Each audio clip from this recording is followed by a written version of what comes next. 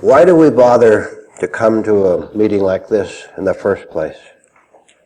Why should we spend our time leaving our homes and getting in an automobile and driving here to have a discussion, to hear a talk? Something brought you here tonight. Have you ever considered that fact alone, that something brought you here because you wanted something? But I want to express that feeling in a very special way at the very start.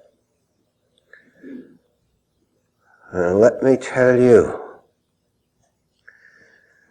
it's no fun to be suppressed. It's no fun to feel pressed down by life. It's no fun, ladies and gentlemen, doing what you did all day today, which was to be scared. So you've come to the right place. You've come to a place tonight where you will hear the answers, the solutions, in very simple and clear words, the answers to your problems of feeling isolated from life.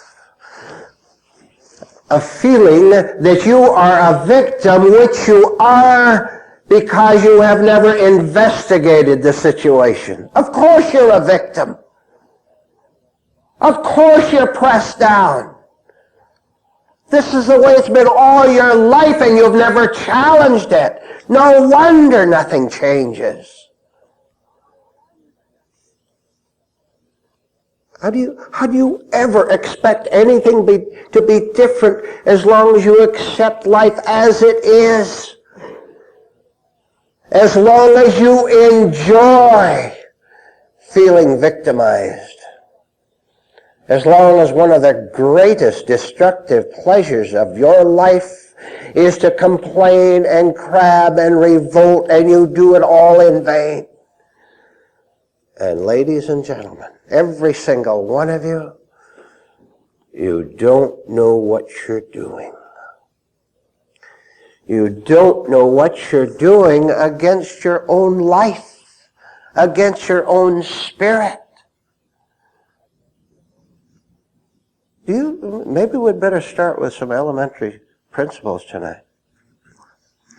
Do you know that every time you're angry, every time you're irritable, that you have hit yourself spiritually?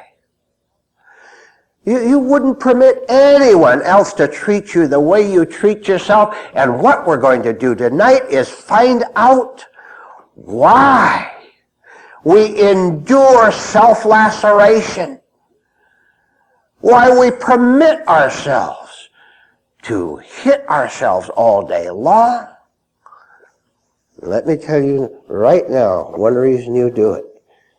Let's not waste a second tonight. There's so much to do. Now listen to this very strange fact at the very start. One reason you lash at yourself, one reason you give blows to yourself is because then you can cry. And then you can cry and say, what a vicious, cruel world. How did I get put into this terrible place? With broken human relationships.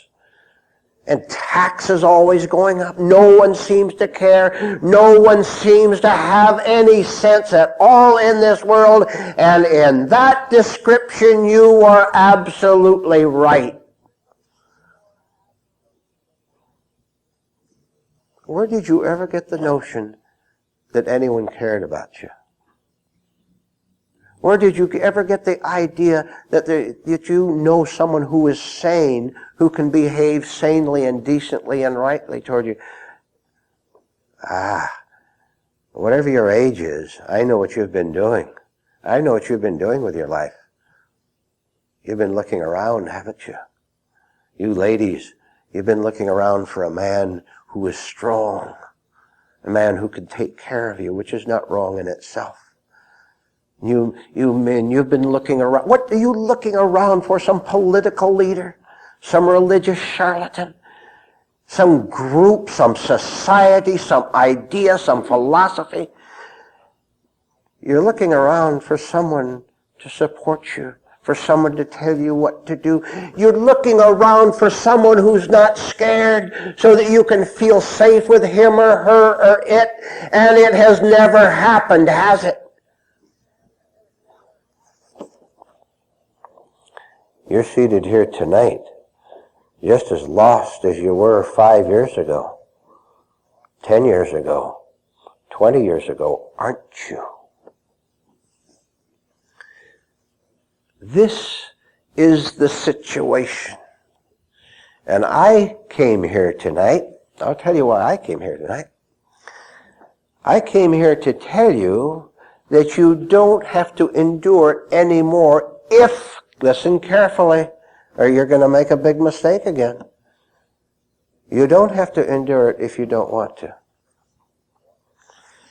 If you go out of this hall tonight, and you go right back to your pains and your confusions, and you go back to your hostilities, which you're loaded with, and you go back to your angers, it is because you have made the choice to do that.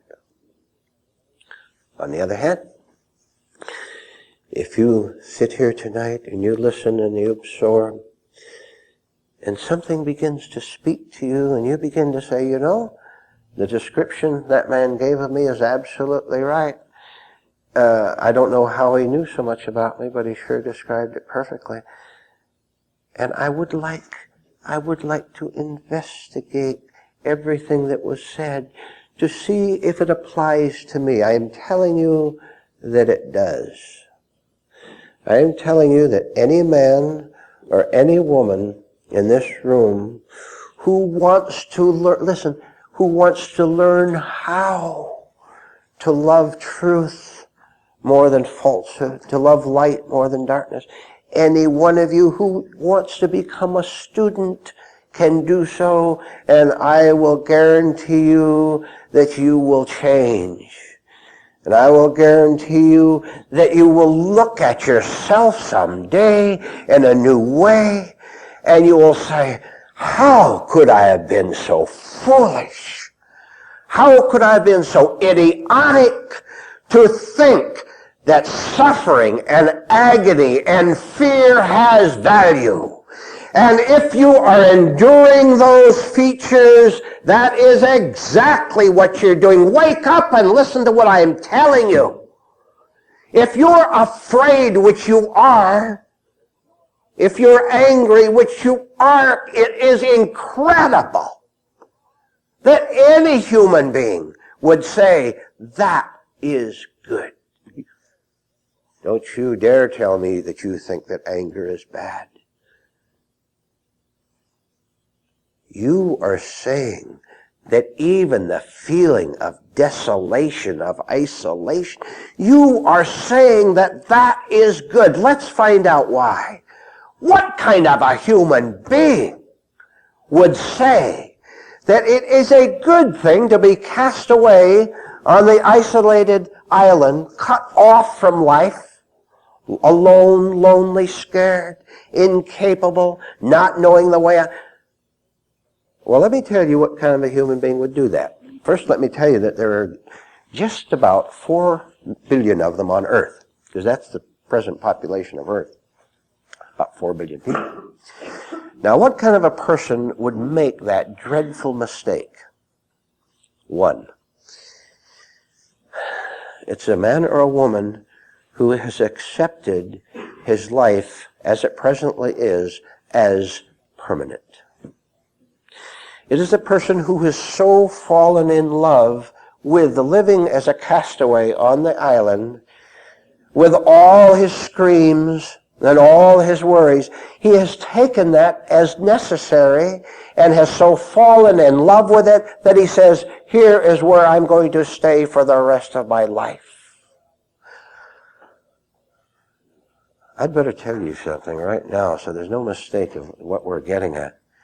The vast majority of human beings, almost all 4 billion of them, are absolutely insane. Now look, don't miss this. The fact that any human being is insane, insanity being alienated from sanity, apart from God, truth, reality. The fact that any human being finds himself in this isolation is not the problem at all. We are here tonight talking about these things, going over them, looking at them very carefully, because that is not the problem to be a castaway. That's not it at all. You are a castaway and you know it. Don't kid me. I know how you behave today, every one of you. I know how terrified you are of living with yourself, and you know it too, don't you? Now let me tell you what the real problem is. An individual becomes so fond, so in love with his wrong states, his negativities, that he becomes, if you can believe it, comfortable in them. You try to get through to a hardened human being about the light, about the truth, about the ability to be rescued from the desert island. You try to get through to him and he will fight you.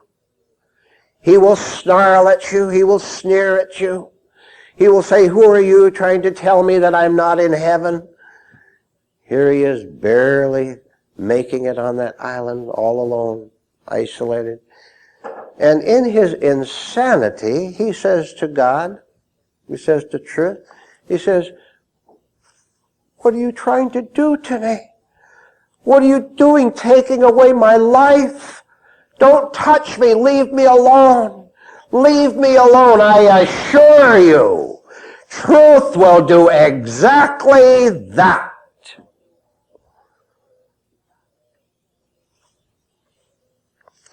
No human being is ever isolated, alone, afraid of the future, for example, which you all are. No human being has ever been left alone except he, she asked for it. Now we have to find out why anyone would be that foolish, why anyone would fight rescue back to a higher kind of civilization, not the society that we live in. Why would anyone fight? Listen and see if you can make a long leap into what I'm going to explain to you. It's because he doesn't know anything higher than the famine, than the loneliness, than the looking around for a rescue ship. He doesn't know anything higher than that. Not knowing anything higher than that, he says, this is it. This is all there is. Every lost person insists in his own mind that the only thing there is for him is to be lost. And that lostness becomes very familiar. And he refuses. Most human beings refuse angrily and fiercely to come to a talk like this, listen to the truth, for fear that they're going to lose their life. Now, go real slow, please, and try to absorb. Understand, a human being is offered, the rescue ship comes along to the deserted island, and there's the captain yelling out, "Swim out and we'll pick you up and take you back home to your homeland." And the castaway looks up and he shouts defiance and anger at the captain and tells him to go away. Don't take away the only life I have. Of course it's the only life he has. Of course it's the only life you have. I am telling you that if you will have the courage, just a little bit at a time, to take one step off of that island, that miserable island, that life you now live, come on, admit it. Look, start right tonight to be honest, maybe for the first time in your life. Admit how wretched it is, how you hate people you claim to love. Don't be afraid to see what you're like. That is not the problem. The problem is that you want to remain an egotist. You want to remain as you are so that you can say, at least this is my life. The human mind, your mind as it presently operates, cannot understand what it means to get off the island, to swim out to the rescue boat and get in it and swim away to another land. Now, that other land we can describe with words, and we're not going too far into it because you wouldn't understand it. It's called being free of yourself. It's called being free of the past. It's called living a sane, decent, good life. It is called not being afraid of anything anymore. Anything. Not of life, not of death. Not of having only 5 cents in your pocket. Not being afraid of psychopathic leaders in this world. Not being afraid of the pressures that sickies put on other sickies. I said, not being afraid of anything. Now, you don't know that state, so it doesn't communicate much to you when I describe it with words. Nevertheless, I've given you a hint of it. Something far better can be done than words, communicating in the English language. I'll tell you what it is. Here's where you come in. I've described your life accurately, haven't I? You're suppressed, you're lost, you're miserable, and you have great hostility toward the captain who wants to rescue you. But I should tell you that it's unconscious. If you deny it, it's because you don't see it, not because it isn't there. And the very fact, this is not so much right now, but later on you'll get thinking about these things and you'll resist them perhaps. You see, when we don't see a resistance in us, when we don't see a hostility, we automatically deny it, don't we? We say, well, I'm not angry toward truth. You say, oh, I go to church all the time, or I'm spiritually inclined. I want these things. Can you be honest and see how you resist, how you do have hostility towards something that's trying to change you? Look, let's see how you react to this. I'll speak personally. All right, for a minute. I understand every single one of you in this room, 100%, your psychology, that is. I know how you have to react to what you're hearing tonight. Because I know the old nature. I know how it doesn't want to hear these things. This is the last thing that it wants to hear. Because it fears destruction. Don't take away my miserable island.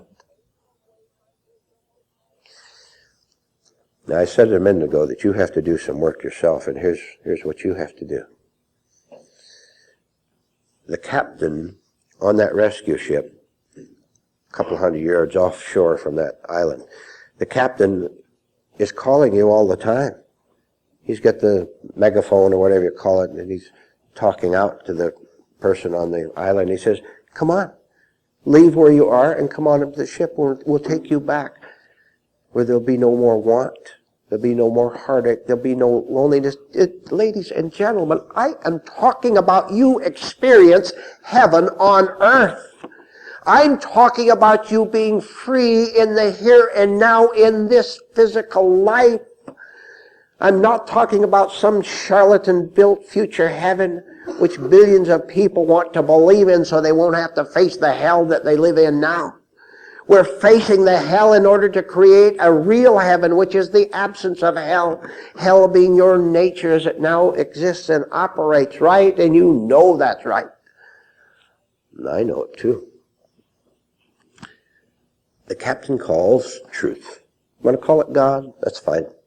The captain calls and he says, sir or madam, you with all your tears, which you're so much in love with, and all your complaints and all your self-pity and all your sickness and all your egotism, please, sir or madam, there on that deserted island, I am not trying to hurt you. I am not trying to take anything away from you. And the captain's very wise.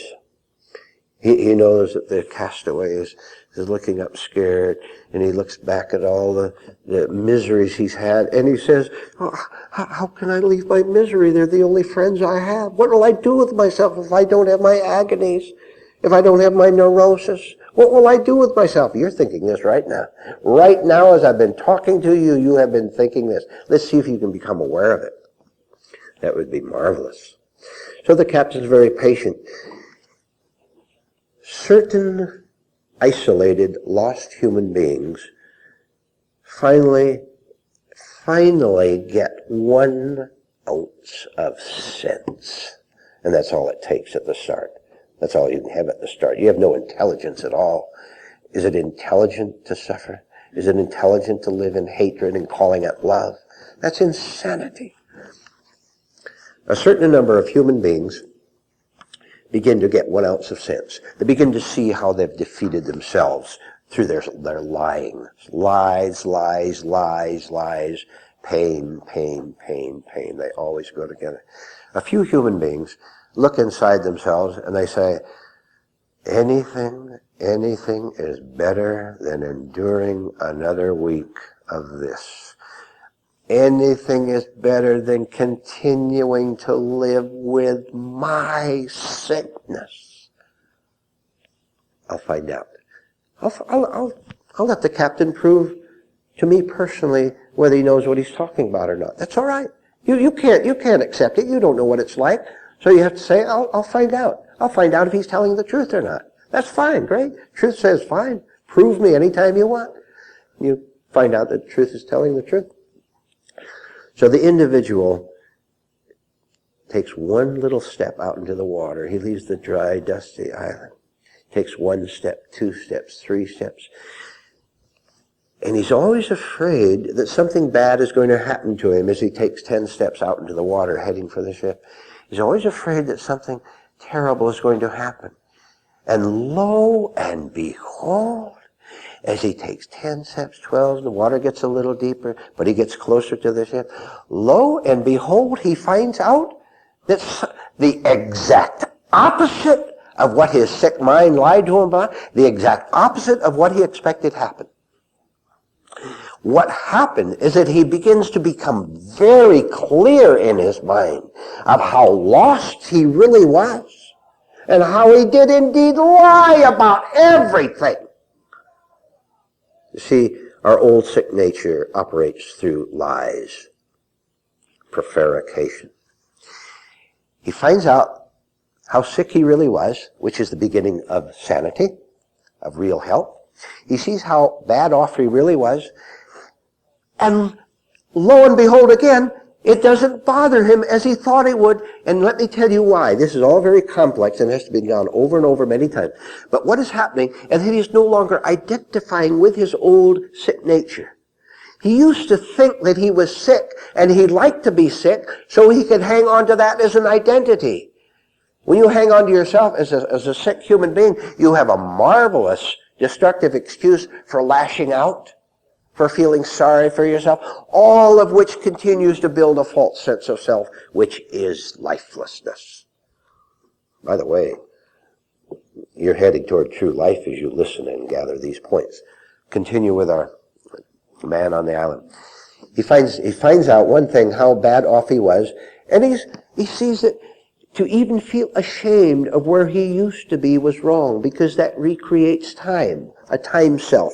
And all human beings who are lost live in a time self, not in an eternal self. He then also finds out that as he gets closer to the ship, and closer to rescue, and finally climbs on it altogether, he finds out that there is a world a destination, an existence which the intellect could never picture, could never understand, and the intellect could never want. The last thing, you listen to this, the last thing your misguided mind wants is this other world. And I'll tell you why. Because it would lose its hold on your life as it presently has. We could go into some very scary things on that. I won't do that tonight. Those of you who continue to come and perhaps come to our classes, we can go into it. And we'll talk about dark spirits. And we'll talk about how they take human beings over. And how they have no place to live but in your mind and in your life with your permission. And we'll show you how to withdraw that permission. But the man gets closer to the boat and he finally gets on. And you know, when you get on a boat, now please don't take what I'm going to say as religious jargon, as philosophy. I'm going to describe to you the kind of a life you can have. When you get on that boat, you're not in charge. You were in charge on that wretched island, and look what a mess you made of it. When you get on that boat, something else is in charge. Someone else is in charge. We called the captain, didn't we? Someone's in charge of that boat so that you can be a passenger. And you don't have to know how to guide the boat because the captain knows. What I'm saying is, in very brief coverage of this, you won't have to figure out your own life anymore. You're doing pretty badly at it now, aren't you? Because you're using your intellect based on desire, based on the wish to build your false sense of self instead of getting rid of it. When you get on that boat, do you know that your life will be completely effortless? You won't have to make decisions at all, except for rye bread or whole wheat bread down at the grocery market.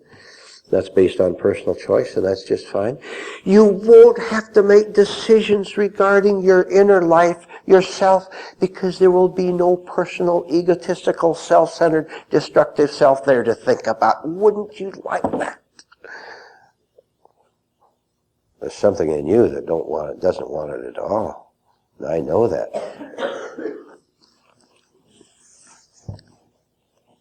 Truth is smarter than falsehood. There's no comparison. Truth has all power. Therefore, the very resistance that you have to leaving the island, that is beginning to change yourself, the resistance that you have, no chance at all. If you yield yourself to reality and say, please, do for me what I can't do for myself. I tried everything. I've tried all those love affairs, and I've tried all those business involvements, and I've tried all those TV entertainment programs, and I've tried all that traveling, and I've tried everything, inside and outside, and I'm still scared. See? The beauty of this is that you don't have to figure out your life anymore because you see that you never really had a life of your own at all. You had something that was invented, that was created out of imagination, out of thought, out of desire. And when you see this, the whole illusion of your so-called personal, self-centered life, when you see this, the whole illusion collapses. And you will say right in the depths of your spirit, thank God. Thank God that a few months ago, a few years ago, at one point I said, I want to leave this island regardless of what it costs. And you find out something that is startling to you because you're so used to being betrayed by other people and by your own mind. You find out that truth and truth alone can be trusted. You know why? Because you're a different kind of a man now. You're a different kind of a woman now. And the first thing you'll say is, how on earth will I ever be able to explain what has happened How can I explain it to my wife? She'll never get it. She doesn't want it. How can I explain it to my husband? All he is interested in is the racetrack. How can I ever get anything higher than the racetrack over to my husband? He's not interested. How can I tell my children how? They don't want it. That's not your concern. That's not your problem. You have found the pearl of great price, and you have fulfilled your spiritual aim in life, your spiritual destiny. There'll be so many, many experiences that will come to you once you're really walking in the light. But let me end with just this one. Ah, how beautiful. Never, never again will you ever be afraid of anyone or anything. Start tonight to take those first few steps away from your isolation, and truth will meet you and take you home where you belong. The road to reality runs through a very peculiar place. That peculiar place is called human nature. In order to find something higher than ourselves, than our present wretched little lives, in order to find something higher than what we are, we must first thoroughly understand what we are. Any human being who attempts to find God, reality, truth, without first finding himself will be A, deluded, B, sorrowful, C, a religious hypocrite, D, a very, very unpleasant human being. A human being so unpleasant that she can't bear living with herself. Now, it should have been made very clear by now that you must go against all your resistances to self-investigation, to self-knowledge. That you must make up your mind that you're going to follow the path all the way wherever it leads to you. And I want you to know that it's going to lead you into some very frightening places. You're already acquainted with them. You're already experiencing them. And these strange places that we're talking about, exist within your mind and within your total psychic system. They're called, these dark places, these strange places that you must pass through, go beyond. Now, if we had time for it, I could list perhaps about 5,000, but just a few samples so we'll understand what we're talking about. But ladies and gentlemen, you have to pass through that rocky road in human nature called loving self-hurt. Now, shall we pause just a little bit at that one?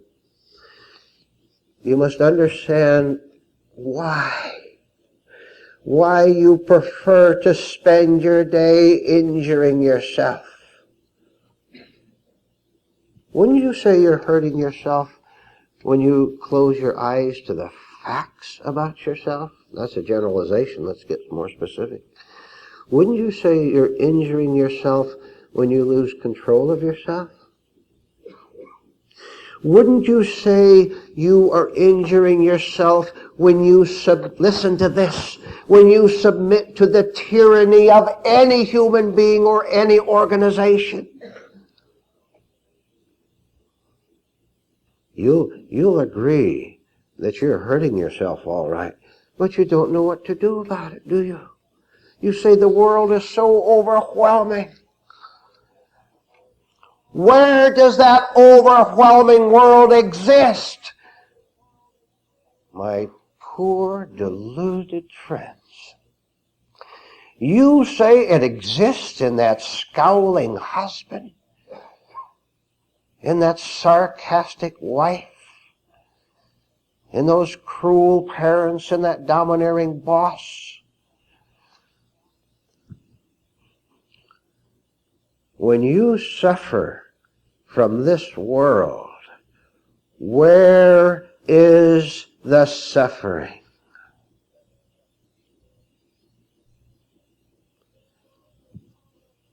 Where is this world of suffering you say you want to get rid of? It's you. And the last thing you want to do is get rid of yourself, which is the first thing you must do. Do you understand the kind of self I'm talking about? I'm talking about the self that imposes its own tyranny, fears, lies, hypocrisies, pains onto you, and you weakly submit to them. Let me tell you why. Let me tell you the greatest mistake of your life. Never mind that mistake you made when you were 18 or 20. Here's the greatest one. And today you can begin to understand it and get it out. The greatest mistake of any human being's life is that he has taken as his identity everything about him that is wrong. That's what you cling to, and this is why you won't investigate yourself to see where you're deluded, where you're lying to yourself, where you say you know God, and you don't. You won't investigate that for fear that you might have to give up something. The only thing you have to give up is what is tormenting you daily. And you're all living that way. Don't you sit there and tell me that you know what it's all about. You never have. Unless you listen to what I'm telling you today, you never will. You absolutely never will. You're going to knock your head against the brick wall and have a headache. But you're not going to be free. Aren't you delighted that in the first few minutes of this talk we have been so positive?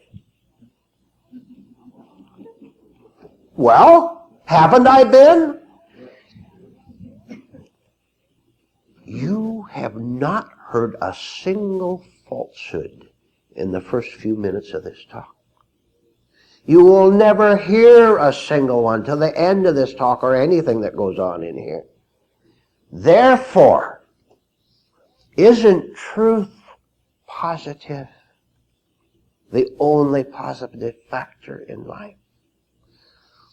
See, we're all so mixed up, so confused, so defensive, so egotistical, that we say, don't take away my present life. Don't you dare touch me. Have you ever noticed yourself doing that? Now, let me ask you a question. Why are you ever defensive about anything?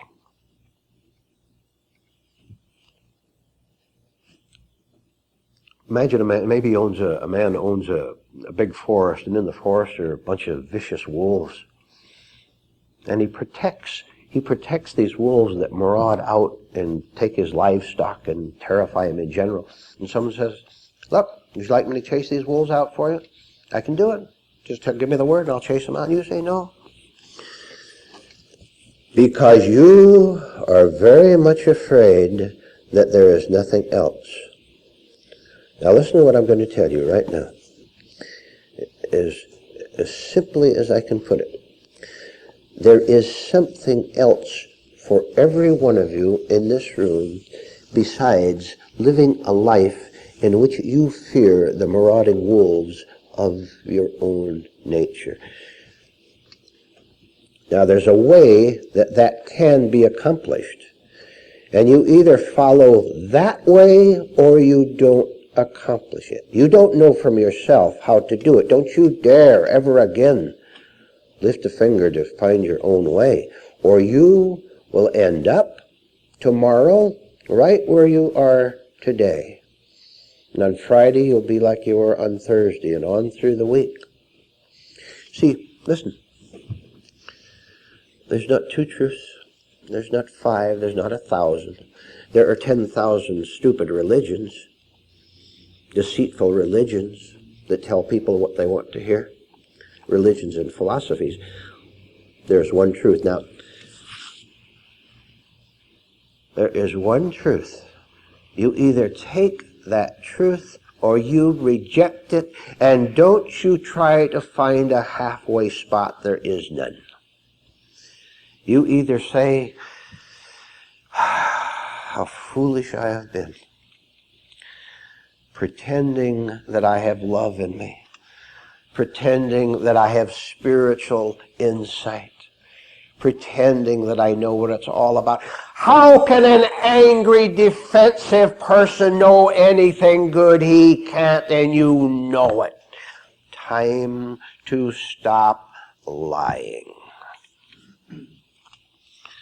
So we're going to talk this afternoon about human nature and how we can go beyond it to a nature that is not this wretchedness, that is not filled with all these fears, with all these needs to try, listen to this please, with all these needs to try to explain away truth.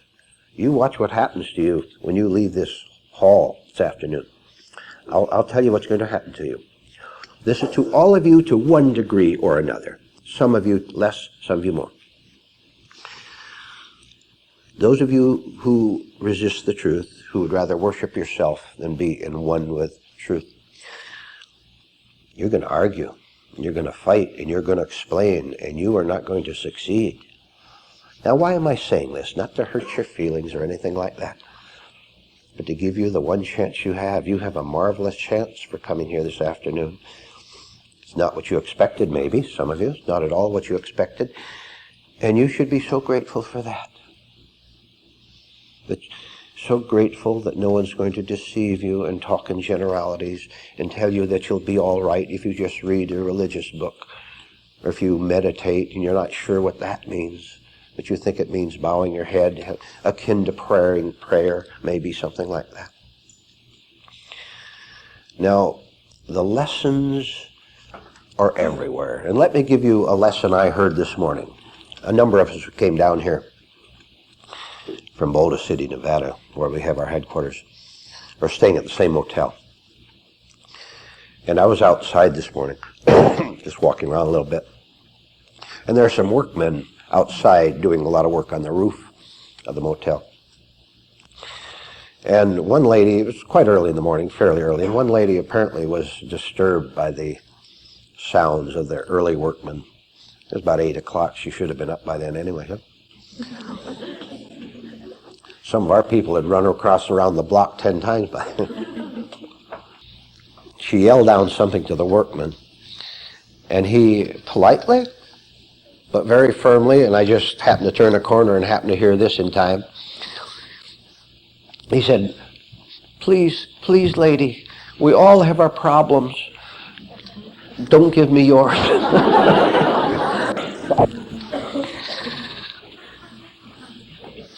Are your problems so pressurizing you, so overwhelming you, that you're so eager to spill them off onto someone else? How many of you can't stop talking? How many of you can't stop chattering up here? How many of you bother other people, thinking that you're a blessing to their company?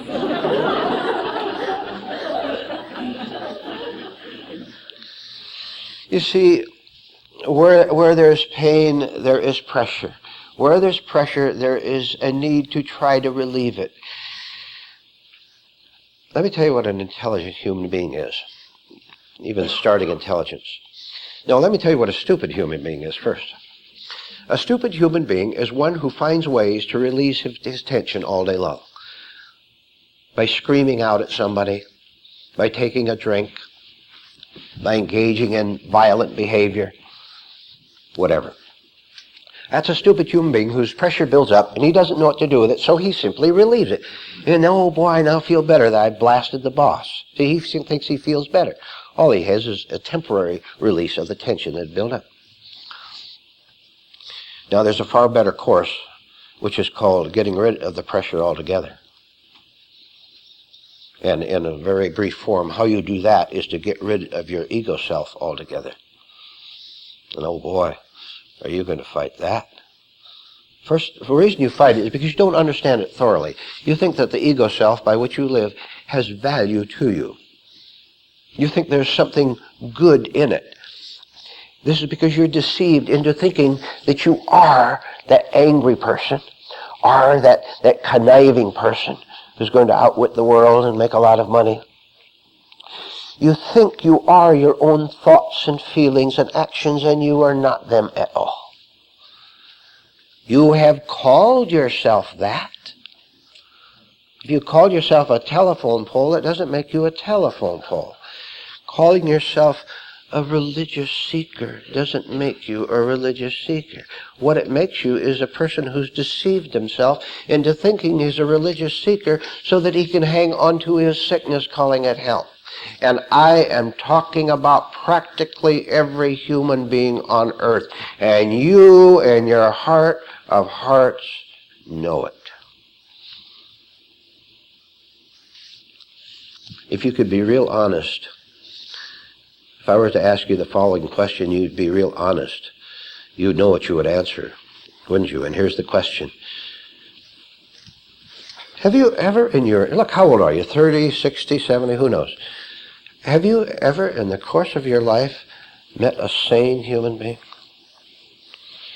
I'll tell you what you have met. You've met some very impressive charlatans. You've met some men who know how to wear suits and ties and comb their hair right and quote religious books and bow their heads and chant and have degrees on the wall, who instead of being sane are terrified little kids. Aren't you aware of the drama that goes on in this world that is called reality? Practically every adult you know is a little 5-year-old girl, a little 5-year-old boy who wants candy, who wants comfort, who wants someone to help him, wants someone to help her, someone to look up to like Mama and Papa did years ago. You want to regress and go back. Please take a long leap with me right now in our thinking. It is entirely possible for every one of you here to have that kind of comfort and care and safety in the true way. Not in the way you're doing it now. You've been going at it all wrong. What you've been doing is trying to save yourself. And it hasn't worked, has it? You've never saved yourself from your headaches, from your nightmares, from your envy. You know how you are, men? You see that man with a pretty girl, you're jealous of him and you can't figure it out. You think you're better looking than he is or nicer, and yet he has the pretty girl. And you can't figure out why life is so unjust. Both men and women have those sorts of rivalries, of foolishness, of childishness. Would you like to have something better than anything at all that this world has to offer? Well, now, that's kind of a difficult question because you don't know what it is that is higher than this world. So I'm going to use a few words to tell you, but you'll have to experience it to understand it. It's called reality. It's called truth. It's called union with something other than your present mechanical mind and emotions. It's called something that, please listen to this, it's called something that is authentically good and decent and innocent. Let me tell you a major problem you have. Maybe this will wake you up a little bit, and you must wake up. You're so unaware of yourselves, of your own human nature, which you must pass through, as we said earlier. You're so unaware of it, you don't know how you hurt everyone you meet. Your level hurts everyone you meet, and you haven't any idea what is happening. any more than you have any idea of what is happening when your own level injures you. Oh, it's so simple. Look at it. When you're in pain, what would you call that? Blessing yourself or hurting yourself? What would you call it? When you're worried about anything at all, the future. When you're worried about the future, would you call that being good to yourself or injuring yourself? You know very well what it is. You're wasting your energy and you're wasting your life. When you think about something about the past and you say, oh, if I'd only chosen a different man, you'd still be miserable, ladies. They're all alike, every single one of them. See how foolish you are thinking that man that you saw on that TV star. Do you read the newspapers and see what happens to those TV stars? How sick they are. How that their only consolation is drugs. I'll describe a typical situation. Speaking of TV and movie stars. I'm going to give you a plot of a movie, and you've seen it many times. A young lady, attractive young lady, answers an ad in the newspaper, and it says, secretary and bookkeeper wanted. So she phones, and she's invited out to a certain address to become secretary. I'm talking about how we get into the trap. Follow, please. So she drives on out, and it turns out into a country scene, and she goes way on out, and there's a big, dark mansion out there. So she drives up, a little bit frightened. She gets out of her car, and she looks up the vastness of it, and the vast estate, woods all around. But she needs money. She needs to earn a living. So she goes up and presses the doorbell, and there's always a wait. You know how they build up suspense? There's always a wait. And she looks around, the ivy coming down. Study movies, they give you a lot of information. Finally, someone comes to the door who's very stern and a little bit weird underneath it. And she's invited in and the head whoever he is, tells her what her duties are. Just take care of the books and take letters and so on. And the pay is very good. And so she's delighted. So she's accepted, and they get together that she's being hired as a secretary. Good, she goes to work. And she begins to understand where she is. She wanders around this big mansion, 70, 80 rooms, upstairs, downstairs, little towers up there. One afternoon, when she has nothing particular to do, she wanders down into the basement, lower floors. And you know, again, how it always is. She's curious. You know how it is. She is in movies, she knows. So she touches the door, and for some unaccountable reason, it swings open of itself. I never figured that out, how a heavy door could open when she just touched it with, but that's the way it works. So she goes in, and lo and behold, what's there but a scientific laboratory. See how the plot is thickening.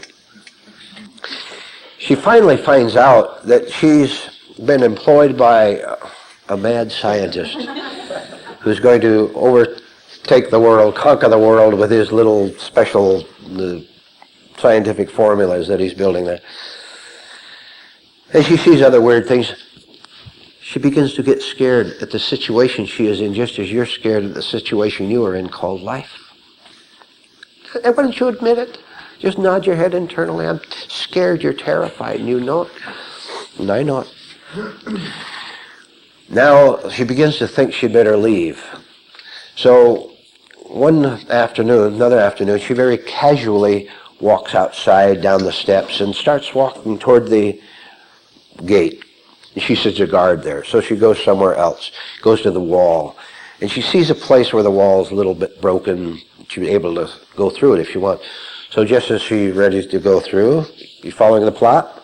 You've seen enough of them, haven't you? Another man comes along and he says, "Oh, miss, I don't think you want to go out there. That's a dangerous place." And the way he says it is enough to tell her, isn't it? So she caves in and starts to walk back. Now she knows that they know. that she's accidentally stumbled into the laboratory. So now she sort of, her timidity, which was the starting emotion, has turned to great fear. And her only desire now is to get out of there. Let me pause a minute and tell you what a stupid woman would do. She'd say, this is great, I think I'll join them. I'll let them know that I'm one of them. And she would destroy herself, because you know that the mad scientists always get destroyed in the end. But I'm serious about this, I'm not joking. So her terror builds, and she's nervous, and she plays little games with the people that are trying to find a way out. Now she's afraid of her life, her very life, just as you are, aren't you? Let me tell you why you're afraid of your life, because you've got a false life, and there's something very deep inside of you that tells you that the time life does come to an end. But something called eternal life doesn't come to an end. You see, you're not going to be 40 all the time, and you're not going to have all these marvelous memories all the time, and you're afraid of them coming to an end because you have identified with them and called them you. Of course you're afraid of losing your life, as the young lady was. After 2 weeks of terror, in which the director and the writer all get together to make it as horrible as possible, she remembers something. She remembers that she had read something years ago about all the old mansions in the area, in the big country where she lived. She remembered something. She remembered that when they were constructed a couple hundred years ago, solid, the way they built them then, solid bricks, rocks.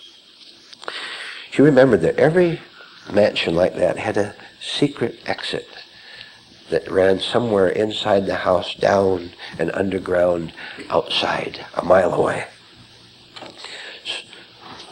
So now she has to find it. It's a pretty big place, pretty scary place. She doesn't know where to look, and she's afraid to go into some of those rooms for fear of what she might find. Am I describing it? Are you getting the connection? You're afraid to go into those rooms, aren't you? I'll tell you where you'll find the exit, the passage, the secret way out of your problem. You'll find it You'll find it after the very last terrifying room you investigate. When you are thoroughly exhausted, your study of your own mind, of your own reactions, of what you say, of why you say it, of your motives, your tricky little motives, and aren't they tricky? Have you ever noticed yourself saying one thing and meaning another? That's what we're talking about. That's a room. I said there are less than 100 rooms in this mansion. There are thousands of rooms unvisited as yet in us. Well, the young lady did what was necessary. There's only one way out, and she knew that, and she found it. She went through the whole mansion, through the scary attics where the bats were, and down in the cellar where it was dark and mysterious. And after the last room, she found the secret passage that led out, and she walked to freedom, and no one could stop her. Do you know what you're doing? You're attributing power and strength and threats to what is inside of you, and I'm telling you, when you know the secret passage, you walk out effortlessly. The whole bundle of bluffs and hoaxes and anxieties that you have, they all vanish. You're walking out. There they are up there. How can they touch you anymore? You walk out and you're on the outside, and there they are in back of you. I'm describing a very real state to you. I'm using a bit of a fiction story to give you a parallel into what can happen to you if you start doing what is right for you. And what is right for you is wrong for your old nature, and let me urge you to make it as wrong as possible. Don't you spare yourself anymore. Don't you be weak anymore. Don't you ever again cringe before what you see in those unvisited rooms inside yourself. Or, if you have to cringe, if you have to shake, if you have to be tremble, then open the door and go in there trembling. The beauty of finding the way out is that you don't have to have any strength. Isn't that good? Because you don't have any. It matches. You don't have to have any courage. You don't have to have any wisdom because you don't have any wisdom. You don't. What you have is a big bluff. What you have is anger when someone tells you you have no intelligence. Now, is anger stupid or intelligent? You know very well what it is. Anger and resistance and hostility against truth is simply an attempt to keep yourself enthroned as your own God. Egotism calling itself God. And that, ladies and gentlemen, egotism is the same thing as hell. Now, would you care to describe to yourself where you live internally? Shall we put it very, very politely and say, it isn't heaven? Shall we say that it's a pretty dreadful place to live? Now look, don't you fall into belief, into what I'm talking about. You've tried that too. You've tried believing, and look where it's led you to. Instead of believing, experiment. Act. Try sometime doing what you're told to do by something who knows what it's talking about. And I'm talking about truth itself. See? From the very first of this talk here today, every single one of you in this room, every one of you without exception, sensed that you were being told the truth. You know very well that it's the way out. You know it. Now, what are you going to do with that? Are you going to be so idiotic as to reject it so that you can call yourself knowledgeable, wise, and fall downhill further? Please listen to what I'm going to say. This will help you make a right decision. You think that something bad will happen to you if you give up your present life, your life of anger, of self-injury, self-torment. In your wrong thinking, you think that something bad will happen to you, and the bad thing that will happen, you think, is the disappearance of yourself. But you are not that self that you fear the disappearance of. You're not that at all. You're not your thoughts. You're not your experiences. You're not your hopes. You're not your ambitions. You are none of these things. What you are is something that is, for now, understand it like this. Then you can go further. What you are is something that is none of these things. What you are is something utterly unlike the past that is built up and which you have identified with and called yourself. Now, I am sitting here right now telling you the absolute truth. Everything you've heard has been a fact. So I will try it once more to solidify the point.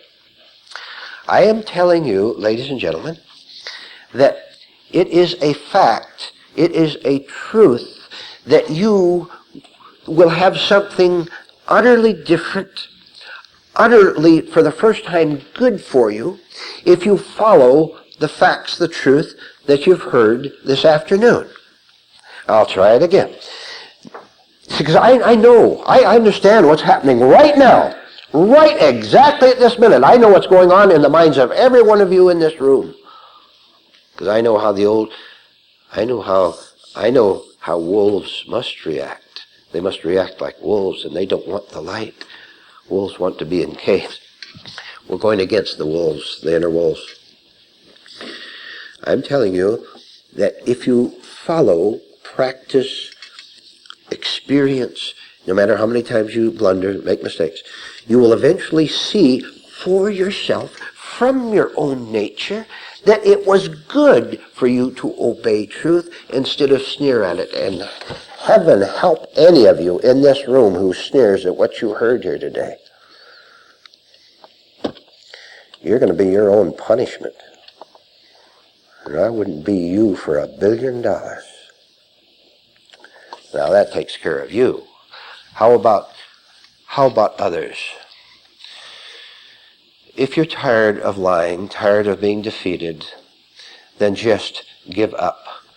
And someday you will do something you've never been able to do before, which is to smile spontaneously, cheerfully, happily at what you've discovered, what has come to you. And you'll take a deep breath and you'll say, thank God I didn't listen to my own lies. And you'll know why you're thanking God. Because now you know that you're in this different state. You're not thinking it. That again would be thinking. That again would be self-centered deception masquerading as God. Because you are now absent, truth is there. And there is someone there who understands all this. This is what is known as having a new nature. And it can be yours. Something is certainly knocking us around.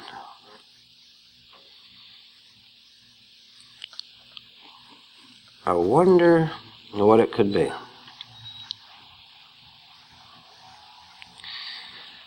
Maybe it is something that is so close, so intimate, so personal that we can't see it.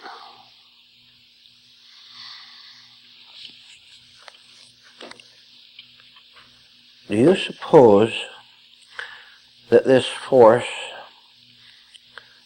that you call an enemy and therefore create it as an enemy, do you suppose that this force might be something so very, very close to us that we don't want to see it at all?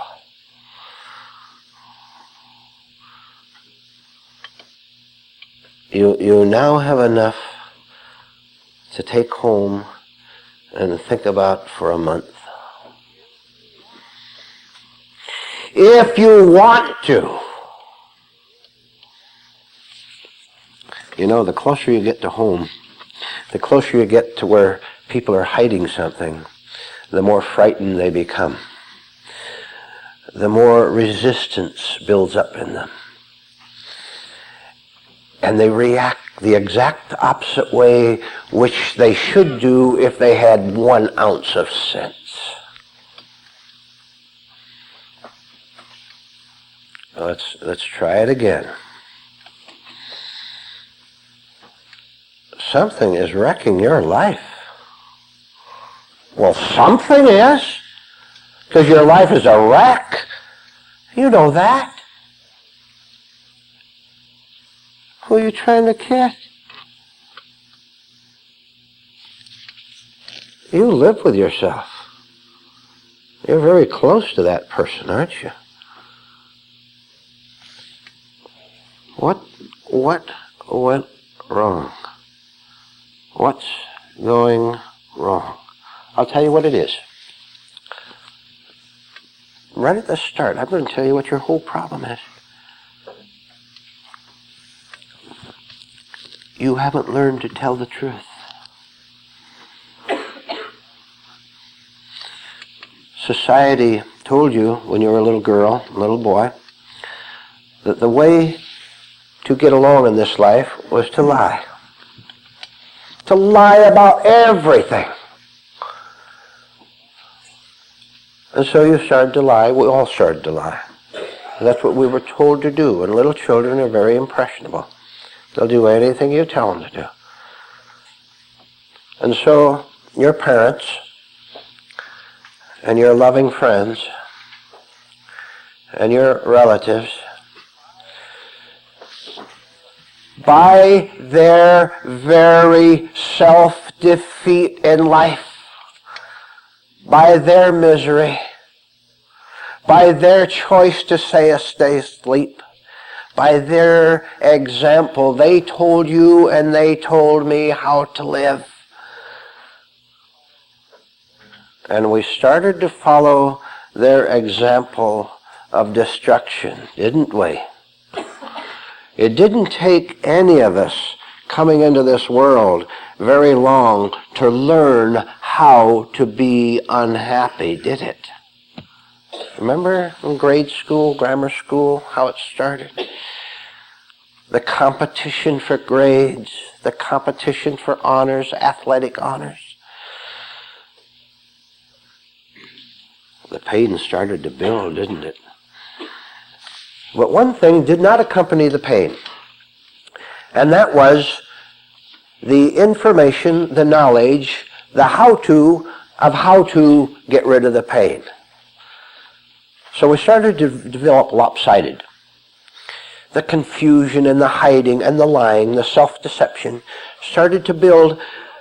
But none of those people out there, not one of them, had the decency or the goodness or the knowledge to tell us how to get rid of the pain and start living a pain-free life. Right?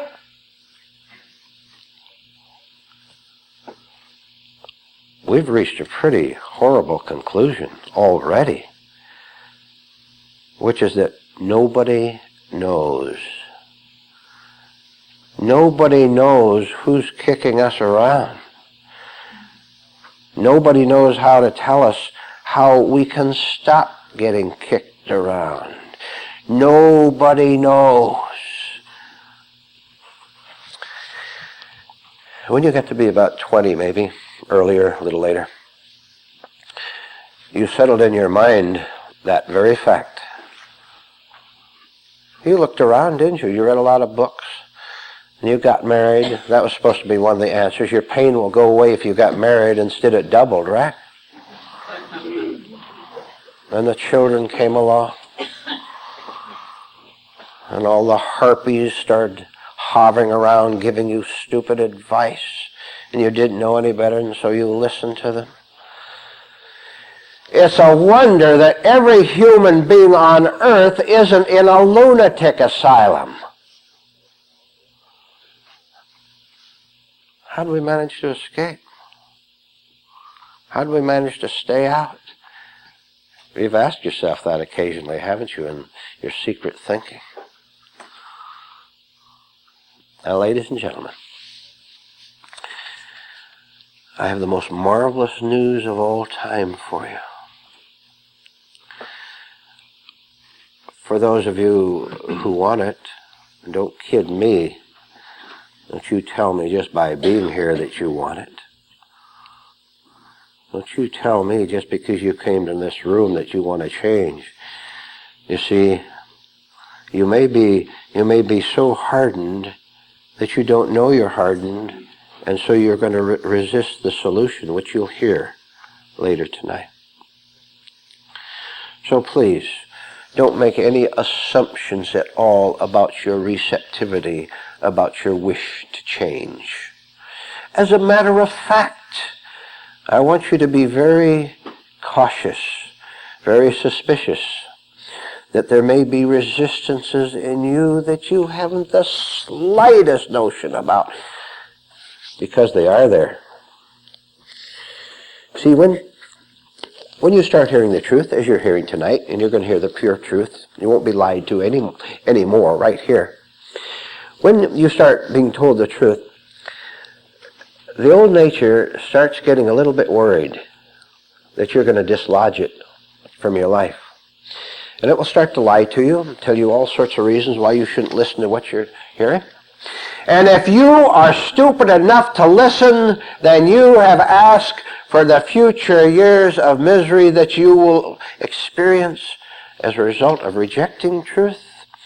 and accepting pain as a normal, natural, necessary way of life. Something occurred to me I'm going to do tonight, I haven't done before. Just occurred to me. I think I'll go ahead with it. I'm going to tell you a little bit about audiences. You find it interesting, and also very much in line with what we're talking about. You can take any audience, such as one here,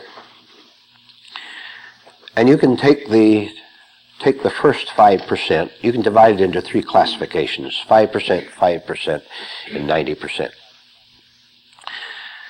The first 5% are the few people who are sufficiently tired of lying and of being lied to.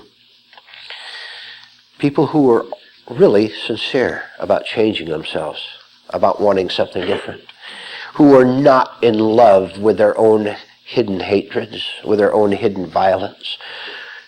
People who are tired of being sick.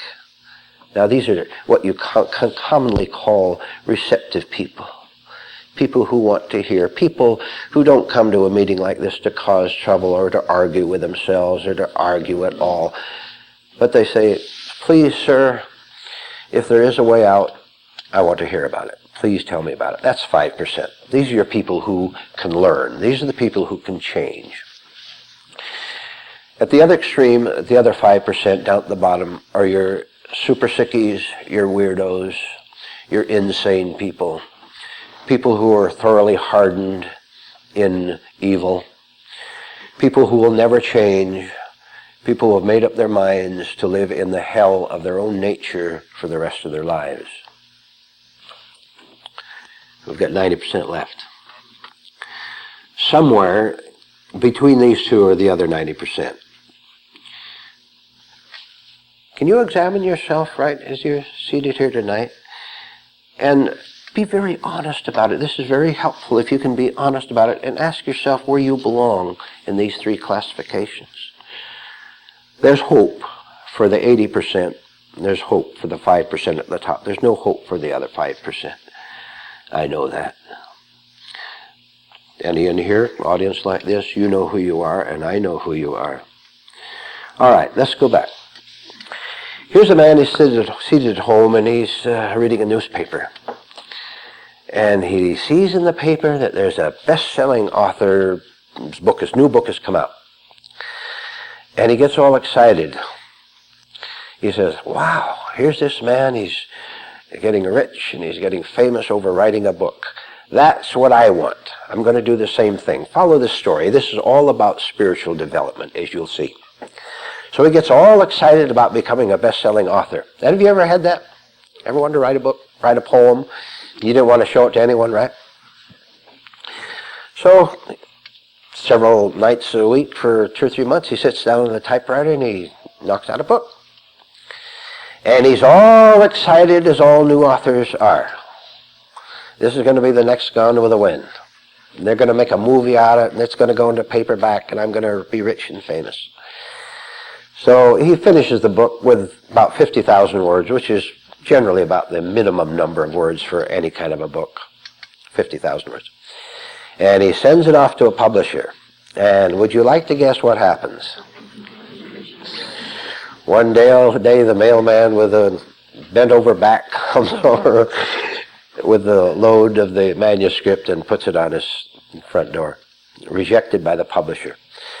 Well, it's the first time. He doesn't feel too bad about it. So he says, well, I'll write another book. So he sits down and writes another book, sends it off, comes back. He says, well, try it again. So he writes a third book, comes back, fourth and fifth. I'm talking right now. I'll interrupt the story to tell you what the point we've reached. You remember all those plans you have for becoming rich and famous? Remember all those ambitions you have to have it made, to be happy, to be free, to feel secure, as if anything you could do could make you secure. What is the source? When insecurity tries to feel secure, it just shakes in insecurity. Isn't that perfect logic? Now, aren't you going to give up from now on trying to be secure in the ways you've been doing, getting married, getting unmarried? After about the 10th manuscript, our would-be author begins to get a little hard. He gets to get a little bitter, and he begins to feel kicked around by life. I've spent all this time at night after working hard driving a truck. I spent all this time writing a book, and nobody wants it. Nobody appreciates it. He begins to blame the exterior world for the rejection of his manuscripts. This goes on and on and on until he's written 25 manuscripts, and all of them come back with rejection slips inside. He's beginning to get paranoid. He's beginning to think the world doesn't appreciate his great creative efforts. And he says, what is wrong with those people out there that they don't want my book? One day he meets a professional writer. And he envies him, of course. A man who's had books published, and they've sold well, and he's made some money at it. So he says to the professional author, I wonder what's the difference between you and me? I can't figure it out. I've had these books published, and he starts telling the professional about it. And the professional says, well, look, we have a little writers club down, meets once a week. If you want to come down, bring your manuscript, come on down, and we'll look it over. That's what we do down there. We criticize manuscripts. If you can take it, you'll make it. So the man says, fine. He's a little scared. This is the first time he has ever exposed a manuscript to outside criticism. Up till now, he's been the only one to look at it, and can you believe that everything he saw was marvelous about it? Now, we wouldn't call that biased, would we? So he takes the manuscript down to the Writers Club. Oh, and have any of you ever tried to write and taken it down to a Writers Club? Let me tell you, it's a pretty horrible experience. So he took it down and passed it around, as they do at these. I know I've been to hundreds of them myself, speaking personally, in past years. And they started criticizing it. And the first critic, they usually meet in a home, the first critic said, what are you talking about scientific farming in Albania when you don't know anything about it? Can you imagine a book about scientific farming in Albania? That's the subject he chose because, he thought people would be interested in that. They're really not. And so the critic said, the first correction I would give you is for you to write about something you know about. And everybody knows something about something. So you might write about something that's familiar with you, to you. Manuscript goes to the next critic. And this happens to be an English teacher, and she looks aghast at the grammar. You don't use double negatives, sir. You don't write a paragraph 300 words long without coming to a sentence, a period. And she tears into the grammar and the English. And all the time he's growing whiter and stiffer and more nervous. On down the line, the others criticize his manuscript. He takes it, takes the criticism mentally and goes home. He's at a critical point in his life, isn't he? As a writer, as a professional writer. He can do one of two things. He can take it. He can see how wrong he has always been about his writing. He can say, that's a fact. There's one sentence there with 250 words without a single comma or period in it. And I was trying to sell that to a publisher. They're not as stupid as I thought they were. He can accept the criticism. He can learn how to become a professional writer, or he can close up and go into hatred and say, I am right and the rest of the entire world is wrong. Let me ask you something. Did it ever occur to you that you have to learn how to live? When we come into this world, we're given a junk pile called a mind.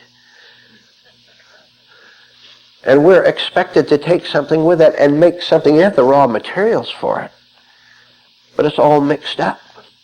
Now, back to the question, did it ever occur to you that you are supposed to do something with your mind after you come into this world, that it's not handed to you? Well, you weren't born happy, were you? You bawled when you were born. You cried. And you've cried ever since, haven't you? And you've got your feelings hurt. And you can't figure out why everyone out there wants to criticize you. One reason they criticize you is because there's something wrong with you.